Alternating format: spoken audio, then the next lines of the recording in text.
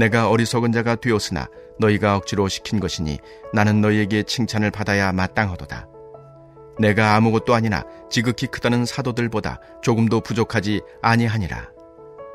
사도의 표가 된 것은 내가 너희 가운데서 모든 참음과 표적과 기사와 능력을 행한 것이라. 내 자신이 너희에게 폐를 끼치지 아니한 일밖에 다른 교회보다 부족하게 한 것이 무엇이 있느냐? 너희는 나의 이 공평하지 못한 것을 용서하라. 보라, 내가 이제 세 번째 너희에게 가기를 준비하였으나 너희에게 폐를 끼치지 아니하리라. 내가 구하는 것은 너희의 재물이 아니요 오직 너희니라. 어린아이가 부모를 위하여 재물을 저축하는 것이 아니요 부모가 어린아이를 위하여 하느니라. 내가 너희 영혼을 위하여 크게 기뻐함으로 재물을 사용하고 또 내 자신까지도 내어주리니 너희를 더욱 사랑할수록 나는 사랑을 덜 받겠느냐? 하여간 어떤 이의 말이 내가 너희에게 짐을 지우지는 아니하였을지라도 교활한 자가 되어 너희를 속임수로 취하였다 하니 내가 너희에게 보낸 자 중에 누구로 너희의 이득을 취하더냐?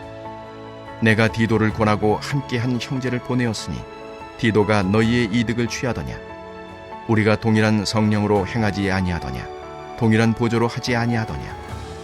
너희는 이때까지 우리가 자기 변명을 하는 줄로 생각하느니라. 우리는 그리스도 안에서 하나님 앞에 말하노라. 사랑하는 자들아, 이 모든 것은 너희의 덕을 세우기 위함이니라. 내가 갈 때에 너희를 내가 원하는 것과 같이 보지 못하고 또 내가 너희에게 너희가 원하지 않는 것과 같이 보일까 두려워하며 또 다툼과 시기와 분냄과 당 짓는 것과 비방과 수군거림과 거만함과 혼란이 있을까 두려워하고 또 내가 다시 갈 때에 내 하나님이 나를 너희 앞에서 낮추실까 두려워하고 또 내가 전에 죄를 지은 여러 사람의 그 행한 바 더러움과 음란함과 호색함을 회개하지 아니함 때문에 슬퍼할까 두려워하노라. 아멘. 할렐루야. 말씀으로 오늘 하루를 살아가는 우리 모두에게 하나님의 은혜와 평강이 가득하시기를 주님의 이름으로 축원합니다. 바울은 앞선 11장과 12장 서두에서 여러 가지를 자랑했습니다. 그러면서도 바울은 자신이 이렇게 자랑할 수밖에 없음을 이해하고 용납해 줄 것을 반복적으로 호소합니다. 바울이 고린도 교회를 향해서 이렇게 기록한 이유는 다음과 같습니다. 11절 말씀입니다. 내가 어리석은 자가 되었으나 너희가 억지로 시킨 것이니 나는 너희에게 칭찬을 받아야 마땅하도다. 내가 아무것도 아니나 지극히 크다는 사도들보다 조금도 부족하지 아니하니라. 아멘. 바울은 자신이 자랑하는 이유를 고린도 성도들이 억지로 시켰기 때문이라고 말합니다. 그가 이렇게 말한 이유는 고린도 교인들 중에 일부는 여전히 바울의 인격을 비난함과 동시에 사도로서의 징표를 보이라고 지속적으로 요구했기 때문입니다. 이에 바울은 자신에게 주어진 사도의 표를 12절에서 이렇게 증명합니다. 사도의 표가 된 것은 내가 너희 가운데서 모든 참음과 표적과 기사와 능력을 행한 것이라. 아멘. 바울이 제시하는 사도의 표징은 모든 참음과 표적과 기사와 능력이었습니다. 모든 참음은 수동적인 복종의 자세가 아니라 현실에 항거하는 적극적인 인내의 자세를 가리킵니다. 바울은 외부로부터 어려움이 많았지만 하나님의 일을 완수하기 위해서 모든 고난을 참아냈습니다. 바울의 이러한 인내는 결국 표적과 기사와 능력을 드러냈다는 것입니다. 바울은 이를 통해서 사도의 표가 행해졌다라고 말합니다. 이 표현은 사도의 표를 나타낸 주체는 바울 자신이 아니라 바울로 하여금 인내하게 하시고 모든 일을 인도하시며 역사하시는 성령 하나님께서 행하셨음을 드러내고 있는 것입니다. 바울은 다른 서신들에서도 표적과 기사를 이야기할 때 성령의 능력을 함께 언급했습니다. 로마서 15장 19절입니다. 표적과 기사의 능력으로 성령의 능력으로 이루어졌으며 그리하여 내가 예루살렘으로부터 두루 행하여 일루리곤까지 그리스도의 복음을 편만하게 전하였노라. 아멘. 이처럼 바울은 자신은 하나님의 도구이며 성령 하나님께서 그를 사용하셔서 표적과 기사와 능력을 나타내신다는 것을 분명하게 믿고 경험하며 고백하는 사람이었습니다. 바울은 스스로를 지극히 큰 사도들보다 부족하지 않다고 말합니다. 왜냐하면 큰 사도들에게 능력을 주신 분과 자신에게 능력을 주신 분이 동일한 성령 하나님이시기 때문입니다. 그래서 바울은 자신이 참된 사도임을 증명하는 표로 성령의 능력을 말한 것입니다. 하나님의 사역을 감당하는 일에는 크고 작음이나 높고 낮음이 없습니다. 복음과 예수 그리스도를 위한 일이라면 하나님이 기뻐하십니다. 그리고 성령 하나님께서 우리의 사역 가운데 동일하게 역사하심을 믿으시기 바랍니다.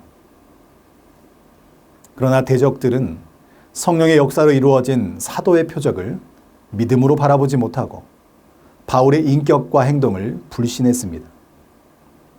그들은 바울이 고린도 교회의 재정 후원을 거절한 것을 들어서 이것이 고린도 교인들을 사랑하지 않는 증거라고 오히려 비난하기 시작합니다. 사실 바울은 고린도 교회에 부담을 주고 싶지 않았습니다. 그리고 바울은 십자가의 복음으로 값없이 베풀어 주시는 하나님의 은혜의 선물을 고린도 교인들에게 전하고 싶었습니다. 바울은 자신의 순전한 동기를 다시 설명하면서 13절 하반절에서 너희는 나의 이 공평하지 못한 것을 용서하라고 이야기합니다.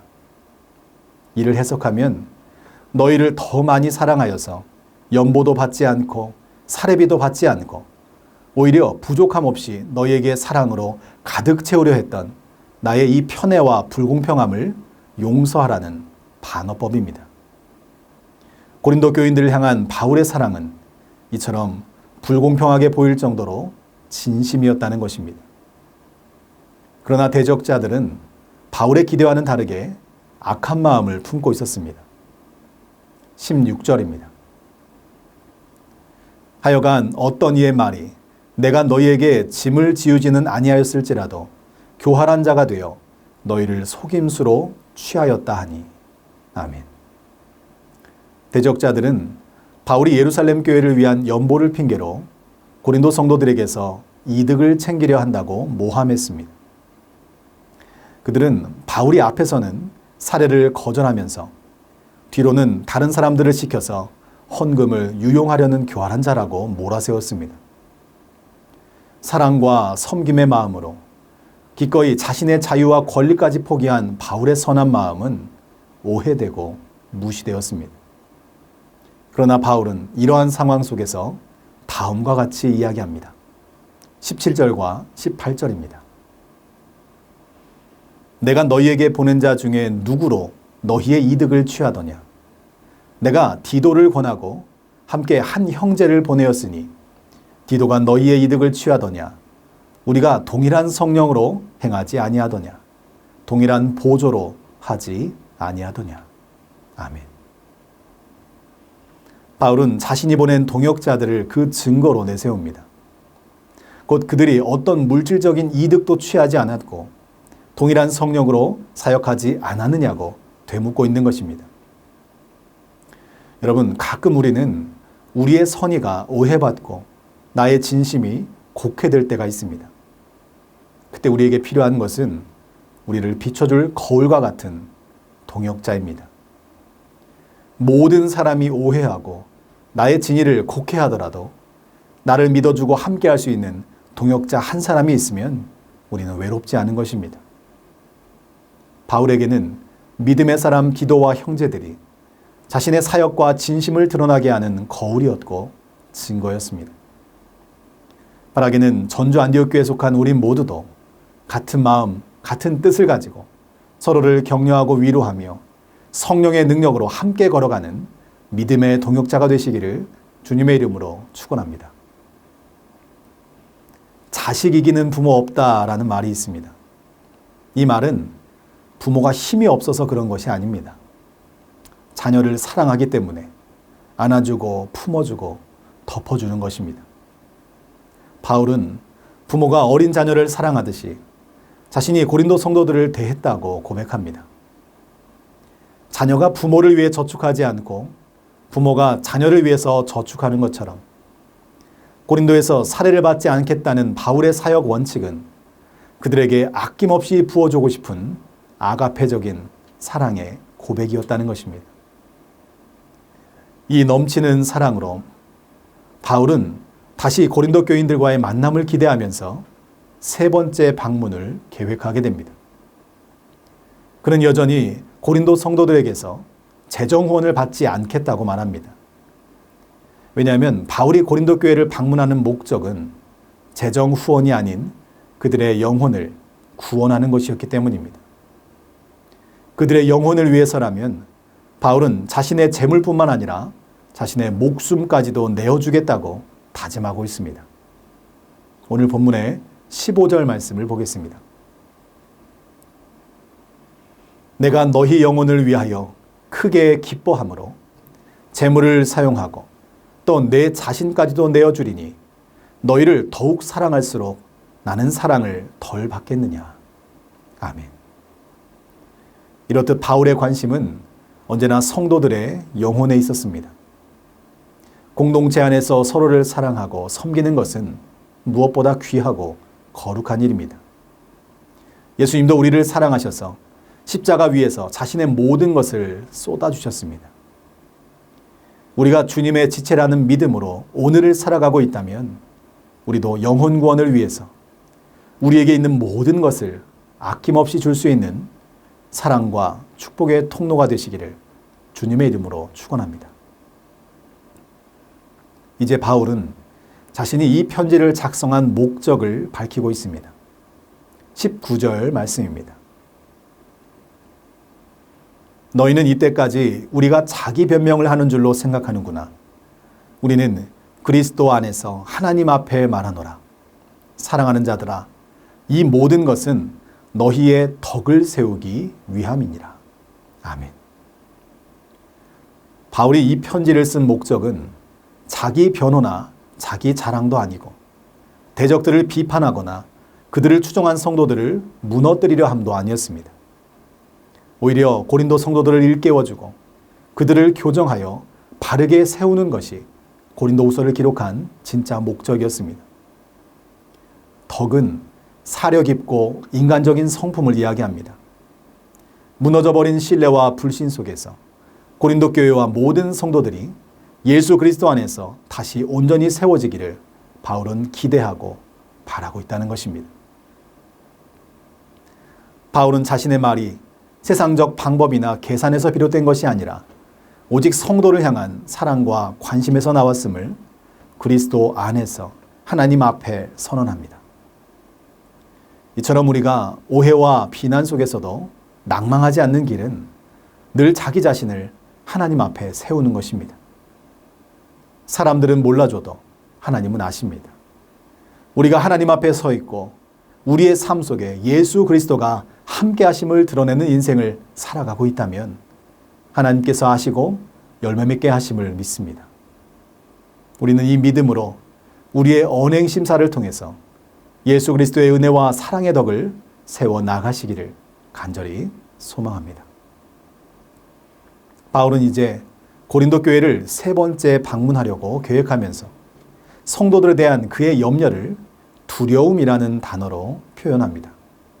오늘 본문의 20절, 21절 말씀입니다.